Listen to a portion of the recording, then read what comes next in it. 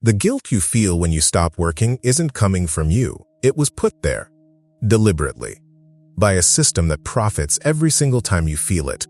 That's not a metaphor. That's not an exaggeration designed to make you feel better about taking Friday afternoon off.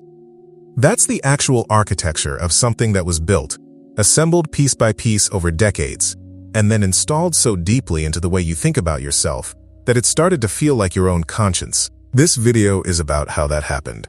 Not in the abstract, in the specific, the mechanism, the profit motive, the exact psychological lever that turns your stillness into shame. Because once you can see the machine, you stop being operated by it. And that is what's available on the other side of the next few minutes. There's a particular texture to rest guilt that separates it from ordinary procrastination guilt or the guilt of an unmet deadline. It's moral, not, I didn't finish what I said I would, but something closer to, stopping reveals something true and unflattering about who I am. That's a strange thing for a feeling to do. Most feelings are responses to events. This one feels like a verdict. And that distinction matters, because verdicts don't come from inside you. Verdicts come from systems of judgment, systems with a history. The specific guilt that follows rest has a lineage. It didn't begin with your industry, or your family, or your personal psychology, though all of those amplified it. It begins somewhere earlier. The Protestant work ethic, which predates the Industrial Revolution by 2 centuries, made productivity a spiritual category, not just useful, not just responsible, morally legible. Your output was evidence of your character. Your rest was evidence of something else. That logic moved into industrialization seamlessly. An economy that needed maximum labor output had a ready-made theology waiting for it. The idea that work was virtue and rest was its opposite. The factory owner didn't have to argue for long hours. The moral case had already been made. And then, because every generation inherits the logic of the one before it, that framework moved into the knowledge economy, into your industry, into the culture that told you that being busy was the same as being serious, that availability was the same as commitment, that the discomfort of stopping was the sign of someone who understood what was at stake. You didn't invent this, you are handed it. The guilt that visits you on Saturday afternoon when you sit down without a task, that guilt has been traveling toward you for a very long time. It passed through your parents' generation, and their parents, and it arrived in you so early that it never announced itself. It just became the furniture. Now let's look at how this actually operates in your daily life. The productivity industrial complex, the apps, the content, the coaches, the books, the entire ecosystem built around optimizing your output, does not profit from your contentment. It profits from your inadequacy. Think about what that industry actually requires to function. It requires a person who believes, at some level, that they are not yet enough, not organized enough, not focused enough, not disciplined enough, not recovered enough to perform at the level they are supposed to perform at. A person who rests easily, who stops without guilt, who experiences stillness as neutral, that person is not a customer. The market for self-optimization is built on a specific psychological state, the belief that you are always slightly behind where you should be. And rest guilt is the engine of that belief, because the moment you stop, the moment you sit still without a task, without a goal, without a metric, the guilt arrives to remind you of the gap. And the gap is what the product is designed to close.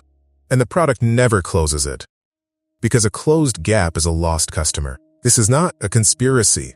Nobody in a boardroom decided to manufacture your guilt deliberately. It emerged from something more mundane and more total, a market that found a psychological lever and pulled it and kept pulling it because it worked. Now, here's the objection that some part of you is probably raising right now. But the guilt is useful. It keeps me from falling apart. Without it, I'd stop caring. Some of this is just discipline. That's a serious objection, and it deserves a serious answer. There is a version of accountability that is genuinely yours. The one that cares about the work, about the people depending on it, about doing things well. That version has a different texture. It's specific, it's proportionate. It points at something real. The guilt that visits you when you lie down on a Sunday afternoon and feel the creeping sense that you're wasting something, that guilt is not specific. It's not proportionate. It doesn't point at anything real. It's ambient. It follows you into your vacation. It sits next to you when you're supposed to be off. That's not your discipline. That's someone else's lever, and it has been pulling you for a long time. So what does this actually cost you? Here's the part the system doesn't advertise. The guilt that presents itself as protecting your productivity, as keeping you sharp, serious, responsible, is actively costing you the thing it claims to protect. Research on cognitive recovery is consistent on this. The nervous system does not distinguish between productive rest and wasted time. It responds to actual physiological stillness. And a nervous system that cannot access stillness is a nervous system running on stress chemistry, which degrades exactly the capacities the guilt claims to be protecting: focus, decision quality, emotional regulation, creative depth. So the guilt keeps you from resting. The absence of rest degrades your capacity. The degraded capacity makes you feel more behind. The feeling of being behind activates more guilt. That's not a discipline loop, that's a product loop. And you are both the consumer and the fuel. But there's a cost that runs deeper than productivity. A person running on engineered guilt is a person who cannot clearly evaluate what they are actually exchanging their life for. That's the part the system needs most, because a person who can rest, who can sit still without alarm, who can move through a Saturday without the low hum of falling behind, that person starts to notice things. They notice what the work actually costs. They notice what's in the room with them when they stop running. They notice the specific gap between what they were told this life would feel like and what it actually feels like. And that noticing is dangerous. Not to them, to the system. Because a person who can see that gap clearly is a person who starts asking different questions. Not, how do I optimize better? But what am I actually doing this for? The guilt exists, in part, to make sure that question never gets long enough to breathe. So when the guilt arrives on a Sunday afternoon, when it lands on your chest the moment you try to stop, it is not your conscience speaking. It is not evidence that you are serious or responsible or someone who understands what is at stake. It is a mechanism. It was built before you were born. It was refined specifically for people like you. And it has been billing you for years. You've already paid for this knowledge. The price was real. If this is landing, if some part of what's been named here is something you've been carrying without being able to locate it, there's a resource in the description called the Rest Without Guilt Playbook. It's not a mindset exercise. It's not a list of self-care practices. It's a science-backed breakdown of exactly why the guilt response was built into you, and a specific process for interrupting it that doesn't require willpower, because willpower was never the point. Not another thing to do. Something to finally set down. The link is in the description. Understanding the mechanism doesn't make the guilt disappear overnight. That's important to say clearly, because one of the things this audience has learned to distrust is any promise that dissolves a real and structural problem with an insight. The guilt has been running long enough that it has its own momentum. It will still arrive. But here's what changes. When the guilt arrives and you know it was manufactured, when you can see the lineage, the profit motive, the psychological lever being pulled, it has a different address. It stops being a verdict about you. It starts being information about a system.